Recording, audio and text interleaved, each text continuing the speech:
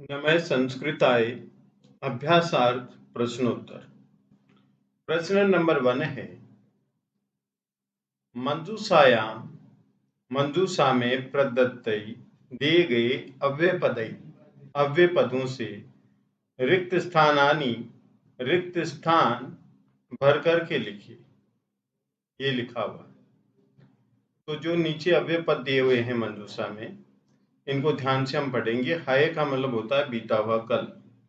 यथा मीन्स जैसा, तथा मीन्स वैसा, विना मीन्स बिना, मा मीन्स मत, और यहाँ पर लिखा हुआ है गुरु और शिष्य। तो इनकी कोई जरूरत नहीं है क्योंकि क्वेश्चन में से आ गए हैं। तो यहाँ तक था कुल। ठीक है, अब देखते हैं क्वेश्चन नंबर 1। क्वेश्चन नंबर 1 में लिखा हुआ है कि सोमवासरे आसीत, सोमवार आसीत था। जो आसीत शब्द है, जो क्रिया शब्द है, प्रथम पुरुष एकवचन है, लंग लकार है। लंग लकार मीन्स पास्ट टेंस है, जिसको आप भूतकाल बोलते हो। तो पास्ट टेंस है, तो सोमवार था, फिर निकालो कल था। तो कल की संस्कृति यहाँ पर क्या होगी, ये देखिए है, जिसको आप इंग्लिश में क्या बोलते हो, yesterday. Yesterday, there was yesterday. ठीक है, तो कल सोमवार था, तो यहाँ पर है सोमवासरे आसीत, ऐसा आंसर आ जाएगा। तो फर्स्ट क्वेश्चन के आंसर में क्या लिखेंगे आप, है सोमवासरे आसीत, कल सोमवार था। अब आगे देखिए, ख उच्चाई जोर से हसतु, हंसो।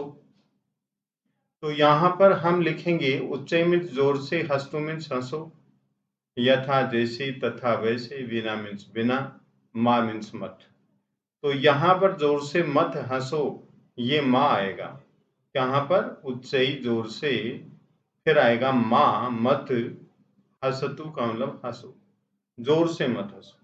ठीक है, नेक्स्ट है ज्ञानम, ज्ञान, न नहीं, सुखम सुख। ज्ञान सुख नहीं, तो हम क्या लिखेंगे, यहाँ पर ज्ञान के बिना सुख नहीं होता। तो ज्ञान के बाद में हमें क्या लिखना है, विना। विना का मतलब होता है बिना। ज्ञानम बिना, ज्ञान के बिना, सुखम न, या न सुखम, सुख नहीं होता है। सुख के लिए ज्ञान की आवश्यकता होती है। आगे है गुरु शिष्य। तो यहाँ पर हम लिखेंगे गुरु से पहले यथा। यथा का मतलब होता है जैसा गुरु, जैसा गुरु, यथा गुरु, जैसा गुरु। और फिर नेक्स्ट लिखेंगे तथा शिष्य, वैसा शिष्य। यथा गुरु तथा शिष्य, जैसा गुरु वैसा शिष्य। इस प्रकार से अव्यय होते हैं। नंबर 2 देखिए, वह सेम ही प्रयोग किया गया है। यहाँ पर भी सेम है, थोड़ी स्पेलिंग का है, जो स्पेलिंग लिख लेते हैं अभी दूसरी, जिससे आपको भी अच्छी तरह समझ में आ जाए। ठीक है, ये लो बस। ठीक है, मंजूषाया, मंजूषा में प्रदत्त दिया गए अव्यय पदों से रिक्त स्थानानि, रिक्त स्थान भरी। मंजूषा में दिए गए अव्यय पदों से रिक्त स्थान भरी।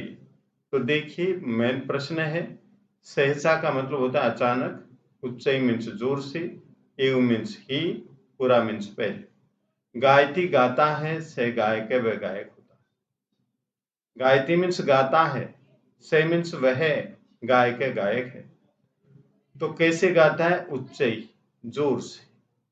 तो उच्चई गायती, जोर से गाता है, से गायक है, वह गायक होता है।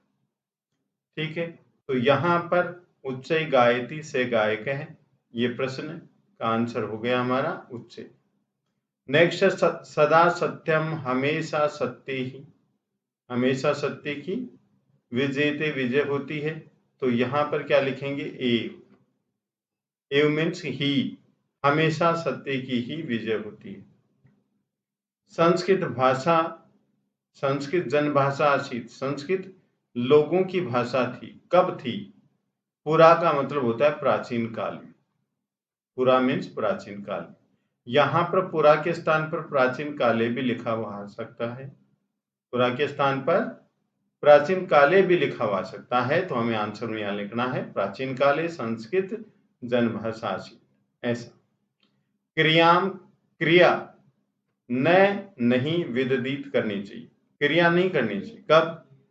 तो यहाँ पर दिया गया है सहसा, सहसा का मतलब अचानक, अचानक क्रिया नहीं करनी चाहिए, इसका मतलब ये। क्वेश्चन नंबर 3 है मंजूषायाम प्रदत्तै अव्ययपदै रिक्त स्थानानि पूरयत। मंजूषा में दिए गए अव्यय पदों से, मंजूषा में प्रदत्तै दिए गए अव्यय पदों से रिक्त स्थानानि रिक्त स्थान पूरयत भरिए। तो देखिए, ध्यान से देखेंगे, बही का मतलब बाहर, अपि मीन्स भी, यथा मीन्स जैसे, कुत्र मीन्स कहाँ। से क्रीडति वह खेलता है, अहम मैं, और यहाँ पर लिखा हुआ क्रीड़ा, खेलता।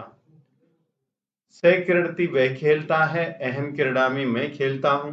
तो यहाँ पर क्या आना चाहिए, ये देखिए, वह खेलता है तो मैं भी खेलता हूं, तो यहाँ पर अहम के बाद में आपको लिखना है अपि। अपि का मतलब होता है भी। से क्रीडति वह खेलता है, अहम अपि क्रीडामि मैं भी खेलता हूं। आगे देखिए, भवती का मतलब आप, स्त्रीलिंग एक वचन, आप पठती, पढ़ती हैं। अब यहां पर क्या लिखा है, यथा जैसे, बही मीन्स बाहर, तो यहां पर बही भी आ सकता है और यहां पर कुत्र भी आ सकता है। तो यहां पर कुत्र देखिए, क्योंकि प्रश्नवाचक चिन्ह लगा हुआ है इसलिए। तो भवती कुत्र पढ़ती, आप कहाँ पढ़ती हैं, प्रश्नवाचक चिन्ह नहीं लगाया जाता, तो यहां पर बही भी हो सकता था। ठीक है, अब नेक्स्ट है, बही से पहले जो शब्द आएगा वो पंचमी विभक्ति में आएगा, ये आपको ध्यान रखना है।